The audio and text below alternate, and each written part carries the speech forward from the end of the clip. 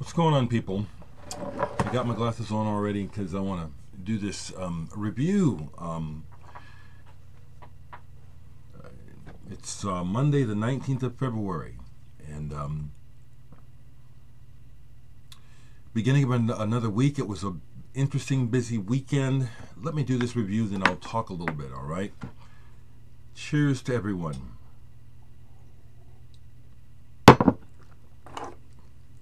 And mentioned that the last couple things I got, I hadn't listened to very deeply, and still haven't listened that deeply to this one. But this one has the elements where I know that I'm going to get into it. I went ahead and played this some more, so I can tell you, IMRIZ, Luminol, so I can give a review. Okay.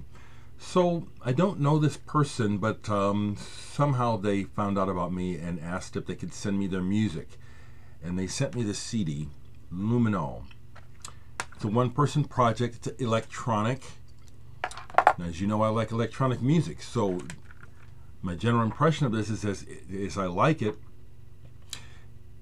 After listening to it, though, I have to, you want my honest thoughts. And I just have to be honest, okay? That's the thing, to just know. Don't expect me to say something nice just because I'm supposed to be nice. I'll say it because I have something nice to say.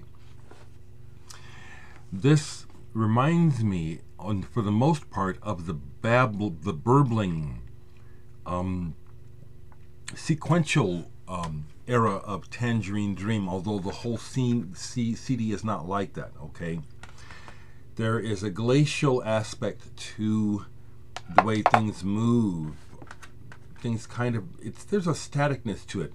There's movement, but it's slow, and the rhythms are real steady and just straight all the way, really kind of straight like this, which is what I found. As much as I like it, after a while I had to just move it around or move to the next thing, the movement, and that's what I find about Tangerine Dream. I have to be in the mood for it. The static nature of the burbling can either you fall into it, or after a while it kind of okay, that's enough of that. So I think that this is pretty good. And the main thing I would like to say is folks who are interested in the Tangerine Dream School electronics, kind of minimal, it's well done. It is. You'll like this. I'll look and see if there's a link on here to add so you can find this record. So my review is favorable, and it is something that I could see myself returning to eventually. Busy weekend, though. I had 2 gigs, one with Scudder. We had a great night, and then last night was the Omaha Entertainment and Arts Awards. I was nominated 3 times. I didn't win anything. I didn't expect to win, although, of course, I think that I deserve to win, but that's beside the point. My punk rock band was asked to open the entire show. It was the first year that punk rock was recognized as a category. Of course, we deserved to win, but we did not. They gave the award to a young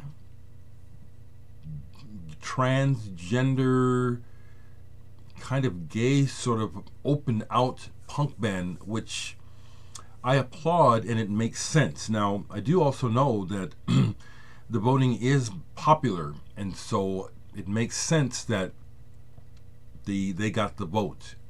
I'm happy that my band was asked to play. We opened the entire awards ceremony, and we blew the doors off. I will there's a video of it, and I'll upload it after this so you can see.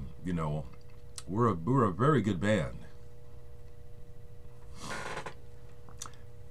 Some other stuff that has been pulled, because just like anybody else, you go through these phases of doing stuff. I'm busy with stuff, and then I'll play music.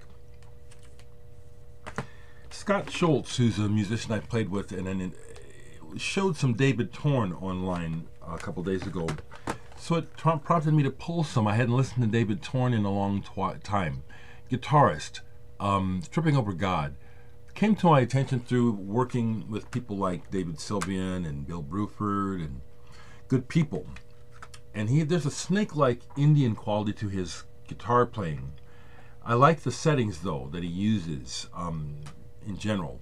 Unusual musical settings, a lot of Eastern influence. Played this a bunch in the last few days. Meshuggah, one of my favorite bands, period, regardless of what genre. Colossus. I love this band. I would love to see them live. I'd love to meet them, actually. This is progressive rock without a doubt. If you have to call it metal, that's fine. But is it progressive? Man, this is true progressive rock music. Just bone-chillingly good. Meshuggah. Another David Torn album I pulled and got into, Polytown. This is a promo of it with Mick Karn from Japan and Terry Bozzio. Great players. Good record. And then I was kind of reorganizing and came across some swag that I brought back from the first time I played at South by Southwest in Austin. I played it twice. And this was one that brought back some memories.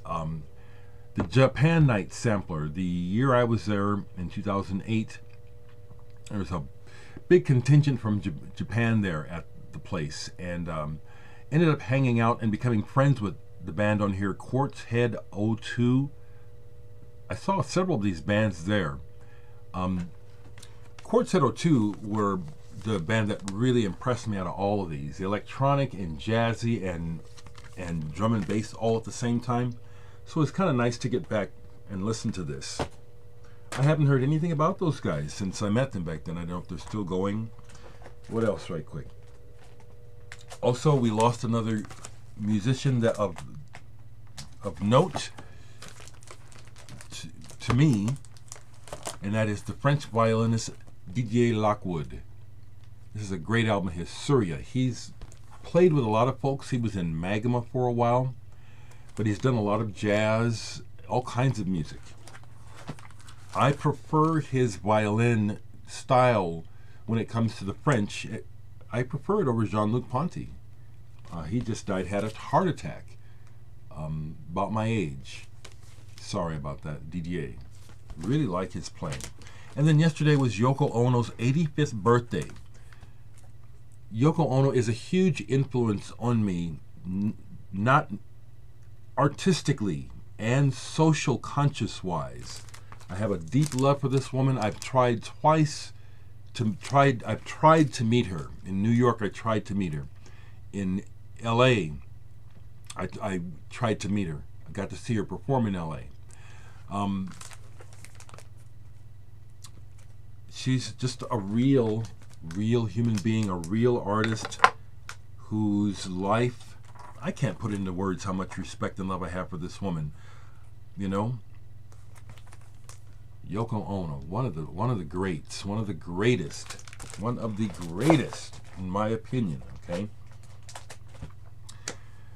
So there was this holdup on the Doors CD. I kind of felt it, should have called. Sure enough, when I finally called, oh, we didn't receive your audio. You sent me a damn email saying you did. Anyway, this should be here this Friday. I'm going to leave it there. There's lots to talk about always. The one thing I'll say about social thing is whenever I bring up that damn number 45 president and I hear back from supporters, they always show me what I see about that man. There's something wrong, something negative, something not human, something selfish about him, his agenda, and the people that follow him. He does not represent what is good about mankind. And every time I hear somebody speak up in his behalf, they show negativity and they show things that are not good about this world. And it's amazing to me, stupefying, that the sickness is so deep that these people absolutely either can't see it or won't admit it. But if they can't see it, that just blows my mind. The man is rotten. What he's about is rotten. It's this globalism is destroying quality of life. The economy is not booming. That's a lie. The stock market is not the economy. And all you have to do is look around and see all the businesses closing, all the people struggling. There's just a real small sliver of people who are doing well in this economy. And everything is pumped up full of bullshit, so that those people, the victors, can just go on about their business. I see it clearly, and I'm not having it. We need healing. We need a change. These kids in Florida with their marches, please march so you can find out that our leaders, they don't give a fuck about you kids. They don't. You're going to find out. March. Make your voices be heard. Get out there in the street and show just how horrible things are. Our country does not care. I don't know what we can do, but kids, get involved, because they don't care about you. They don't. Our government and our leaders, the fat cat rich motherfuckers, globalists, don't care about humanity. They don't. It's really obvious.